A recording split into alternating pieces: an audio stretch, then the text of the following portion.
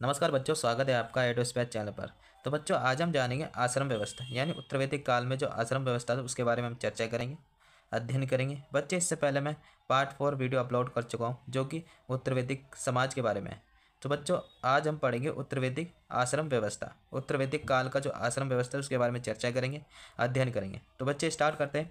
जैसे कि बच्चे आप जानते हैं कि उत्तर वैदिक काल में सबसे पहले आश्रम व्यवस्था की शुरुआत हुई। बच्चे आगे बात करें, लेकिन उत्तर वैदिक ग्रंथों में या साहित्य में बच्चे केवल 3 आश्रमों का उल्लेख मिलता है।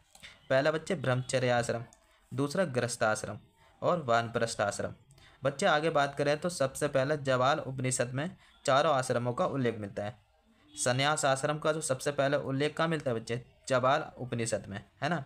बच्चे आगे बात करते तो आश्रम का जो शुद्ध अर्थ होता है ना, श्रम के बाद विश्राम करना, मतलब मेहनत के बाद आराम करना, मेहनत करने के बाद या आराम करना, ठीक है। हिंदू व्यवस्था या आश्रम व्यवस्था के अंतर्गत बच्चे बात करें तो प्रत्येक हिंदू के जीवन को 4 अवस्थाओं में बांटा गया है। अगर हम देखें तो प्रत्येक अवस्था की जो अवधि होती है बच्चे 25 वर्ष की होती है ना। कितने? 25 वर्ष की होती है। लगभग हम 100 वर्ष का मान लेते हैं बच्चे। वास्तव में जो जीवन की यही 4 अवस्था जो है, ये 4 आश्रम होते हैं, है ना।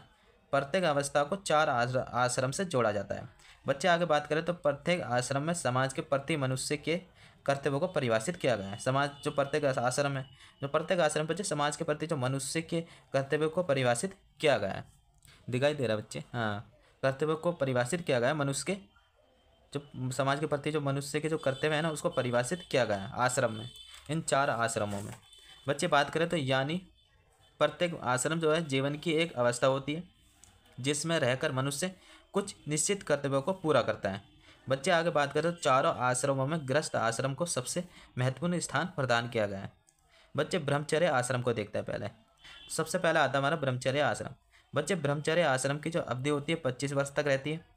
यह वास्तव में बच्चे विद्या अध्ययन यानी विद्या अध्ययन का काल माना जाता है। बच्चे इस अवस्था तक स्कूल जाते हैं, शिक्षा ग्रहण करने जाते हैं, विद्या अध्ययन का काल माना जाता है। बच्चे बात करें तो ज्ञान और शिक्षा ग्रहण करने का जो काल माना जाता है, यही काल माना जाता है जिसकी जो शुरुआत होती है उपनिषद संस्कार के द्वारा होती है ना बच्चे। बच्चे बात करें तो उपनिषद संस्कार के जो पश्चात या उपनिषद संस्कार के बाद बालक गुरु के समीप रहकर 25 वर्ष की अवस्था तक शिक्षा या ज्ञान या नॉलेज प्राप्त करता है और अपने बौद्धिक विकास करता है या अपने बौद्धिक विकास बढ़ाता है। बच्चे अगर बात करें तो ब्रह्मचर्य आश्रम में बालक की दिनचर्या कठोर होती थी। बालक को गुरु के समीप बैठना होता था, रहना होता था, उसके समीप रहकर विद्या अध्ययन या पढ़ना होता था। गुरु के समीप से दूर नहीं जा सकता था। बच्चे गुरु के पास से कोई बच्चे दूर नहीं जा सकता था।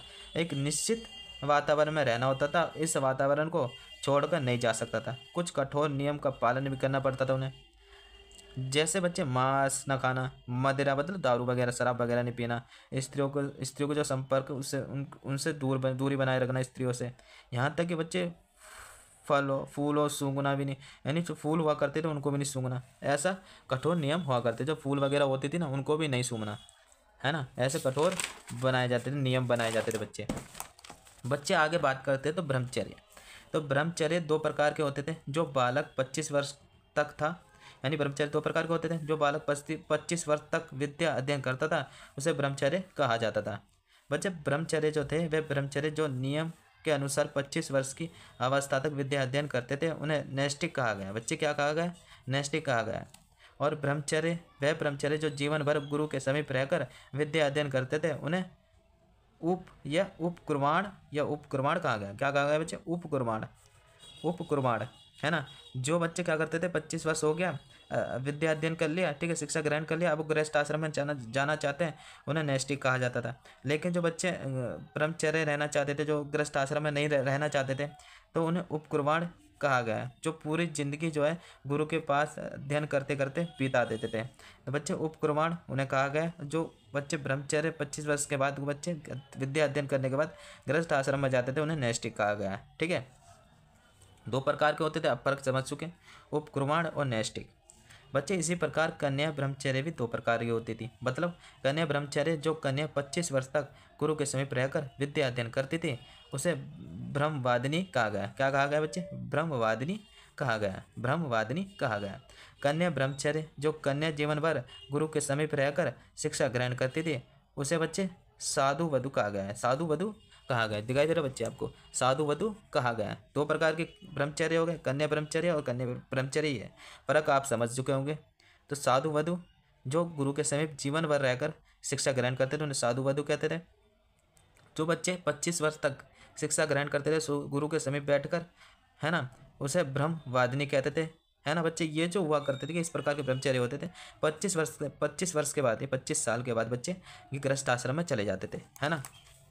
आप समझ चुके होंगे बच्चे। उपनिषद संस्कार द्वारा बालक ब्रह्मचर्य आश्रम में प्रवेश करता था, है ना, और समावर्तन संस्कार द्वारा ब्रह्मचर्य आश्रम की समाप्ति होती थी। बच्चे कौन से? समावर्तन संस्कार द्वारा जो है ब्रह्मचर्य आश्रम की समाप्ति होती थी। शुरुआत उपनिषद संस्कार से होती थी और जो समाप्ति होती थी बच्चे समावर्तन संस्कार के द्वारा होती थी, है ना। 25वें वर्ष में बच्चे गुरु आश्रम में ही समावर्तन संस्कार संपन्न होता था और ब्रह्मचर्य आश्रम समाप्त होता था। इस अवसर पर बालक को स्नान कराया जाता था और स्नान के बाद बच्चे या स्नान के पश्चात बालक गुरु से आशीर्वाद लेकर गृहस्थ आश्रम में प्रवेश करता था, जैसा कि मैं बता चुका हूँ। बच्चे आगे बात करते हैं गृहस्थ आश्रम। दूसरा कौन सा? गृहस्थ आश्रम सबसे महत्वपूर्ण आश्रम माना जाता है चारों आश्रमों में, ठीक है बच्चे। गृहस्थ आश्रम की अवधि जो है बच्चे 25 से 50 वर्ष तक की अवस्था बताई गई, यानी 25 से 50 वर्ष की अवस्था तक रहती है। कौन सी? गृहस्थ आश्रम की। बच्चे बात करते तो बालक ब्रह्मचर्य आश्रम के समाप्ति के पश्चात विवाह संस्कार द्वारा गृहस्थ आश्रम में प्रवेश करता था। बच्चे गृहस्थ आश्रम का पालन चारों वर्णों में सबसे श्रेष्ठ या सबसे ऊंचा बताया गया है ना। ब्राह्मण, क्षत्रिय और वैश्य सूत्रों में भी होता था इस प्रकार का। जो गृहस्थ आश्रम जो भाई ब्राह्मण, क्षत्रिय और वैश्य सूत्र भी करते थे। विवाह सभी वर्णों में होता था। सभी वर्णों में गृहस्थ आश्रम का पालन किया जाता था। बाकी जो आश्रम थे, ब्रह्मचर्य आश्रम, वानप्रस्थ आश्रम, है ना बच्चे, जैसे बाकी जो आश्रम थे ब्रह्मचर्य आश्रम, वानप्रस्थ आश्रम, संन्यास आश्रम, ये आम तौर पर बच्चे, ये जो आम तौर पर जो शुरू के 3 वर्ण हैं ब्राह्मण, क्षत्रिय, वैश्य, शेष तीनों आश्रम का प्रचलन इन्हीं 3 वर्णों में होता था, जबकि गृहस्थ आश्रम चारों वर्णों में प्रचलित हुआ करता था, है ना बच्चे। जो जैसे कि आप दोबारा समझो, ब्राह्मण, क्षत्रिय, वैश्य, शेष तीनों आश्रम का प्रचलन करते थे। कौन से? ब्रह्मचर्य आश्रम, वानप्रस्थ आश्रम और संन्यास आश्रम। ब्राह्मण, क्षत्रिय, वैश्य करते थे। लेकिन बच्चे जो लास्ट का जो कौन सा गृहस्थ आश्रम होता था, ये चारों वर्णों इसका पालन करते थे गृहस्थ आश्रम का, है ना, जिसमें सूत्र वर्ण जो लास्ट में आता है ना। बच्चे आगे बात करते हैं गृहस्थ आश्रम या गृहस्थ आश्रम रहकर ही मनुष्य 3 ऋणों से मुक्ति पाता था, यानी गृहस्थ आश्रम से रहकर ही मनुष्य 3 ऋणों से मुक्ति पाता था और पंच महायज्ञों या पंच महायज्ञों का अनुष्ठान करता था। बच्चे आगे बात करते हैं तो 3 ऋण कौन से? हिंदू जीवन पद्धति में मनुष्य के जीवन को गृहस्थ आश्रम में रहकर 3 ऋणों से मुक्ति पाना आवश्यक बताया गया है। कौन से 3 ऋण? ये 3 ऋण इस प्रकार है बच्चे। ऋषि ऋण। कौन सा? ऋषि ऋण। वैदिक ग्रंथों का अध्ययन, यानी वैदिक ग्रंथों का अध्ययन करने से मनुष्य ऋषि ऋण से मुक्ति पाता था, है ना। और बच्चे बात करते हैं दूसरा ऋण, देव ऋण। यज्ञ करवाना, यानी यज्ञ करवाने से मनुष्य देव ऋण से मुक्ति पाता था। बच्चे तीसरा ऋण कौन सा होता था? पितृ ऋण। कौन सा? पितृ ऋण। पुत्र प्राप्ति, यानी पुत्र उत्पन्न करने से मनुष्य पितृ ऋण से मुक्ति पाता था। बच्चे बात करते हैं पंच महायज्ञ। पंच महायज्ञ, ब्रह्म यज्ञ, दूसरा देव यज्ञ, पितृ यज्ञ, तीसरा, चौथा भूत यज्ञ, और जो बच्चे लास्ट का जो रह जाता है, कैमरे में सही से आ नहीं रहा शायद, मनुष्य यज्ञ और नृज्ञ यज्ञ, ठीक है, नृ यज्ञ। दोबारा से बता दो, ब्रह्म यज्ञ, देव यज्ञ, पितृ यज्ञ, भूत यज्ञ, मनुष्य यज्ञ या नृ यज्ञ, ठीक है बच्चे। पंच महायज्ञ बताए गए, है ना बच्चे। जो चलो बच्चे आगे चलते हैं। जैसा कि बच्चे आप जानते हैं कि वानप्रस्थ आश्रम, वानप्रस्थ आश्रम में बच्चे गृहस्थ आश्रम के पश्चात मनुष्य वानप्रस्थ आश्रम में प्रवेश करता था। वानप्रस्थ आश्रम की अवधि जो है 50 वर्ष से 75 वर्ष तक बताई गई है ना। वानप्रस्थ आश्रम में मनुष्य संसारिक मोहमाया से दूर होकर परलोक अर्थात ईश्वर पर ध्यान केंद्रित करता था, परंतु समाज से उसका संबंध अभी भी बना रहता था। समाज से क्या, उसका संबंध अभी भी बना रहता था। लेकिन संन्यास आश्रम, चौथे आश्रम की बात कर रहे हैं, संन्यास आश्रम। तो बच्चे क्या होता है, वानप्रस्थ आश्रम के पश्चात मनुष्य संन्यास आश्रम में प्रवेश करता था। संन्यास आश्रम की अवधि जो है 75 वर्ष से 100 वर्ष तक बताई गई है, यानी मृत्यु तक, जब तक उसकी मृत्यु ना हो जाए। बच्चे आगे बात करते हैं तो हम देखते हैं कि संन्यास का अर्थ होता है पूर्ण त्याग। संन्यास आश्रम में मनुष्य घर और समाज को त्याग करके वनों में चला जाता था और ईश्वर में ध्यान लगाते हुए संसार का त्याग करता था। बच्चे आगे चलता हैं वो देखते हैं आगे।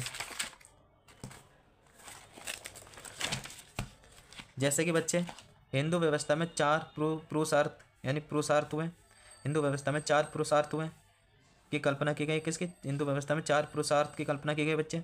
जैसे कि आप जानते हैं बच्चे, चार पुरुषार्थ कौन से?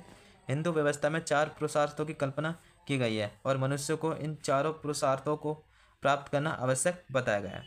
बच्चे आगे चलते हैं तो मनुष्य अलग अलग आश्रम में रहकर अलग अलग पुरुषार्थों को प्राप्त करता था। ये चार पुरुषार्थ कौन से? धर्म, अर्थ, काम, मोक्ष। ब्रह्मचर्य आश्रम में बच्चे मनुष्य धर्म पुरुषार्थ की प्राप्ति करता था और गृहस्थ आश्रम में बच्चे मनुष्य धर्म, अर्थ, काम की प्राप्ति करते थे। और वानप्रस्थ आश्रम में बच्चे क्या होता था? मनुष्य जो है धर्म, मोक्ष, किसकी? धर्म और मोक्ष की प्राप्ति करता था। और बच्चे आगे बात करते तो संन्यास आश्रम लास्ट में आता है। संन्यास आश्रम में केवल मोक्ष की प्राप्ति करता था मनुष्य का, ठीक है। संन्यास आश्रम में क्या था? केवल मोक्ष की प्राप्ति करता था, है ना। तो बच्चे वीडियो को यहीं समाप्त करते हैं। अगर वीडियो अच्छी लग रही है तो कमेंट में ज़रूर बताएं। तो बच्चे इस वीडियो को शेयर करें, कमेंट करें और सब्सक्राइब करें। धन्यवाद बच्चे। और ठीक है बच्चे, एंड करते हैं वीडियो को।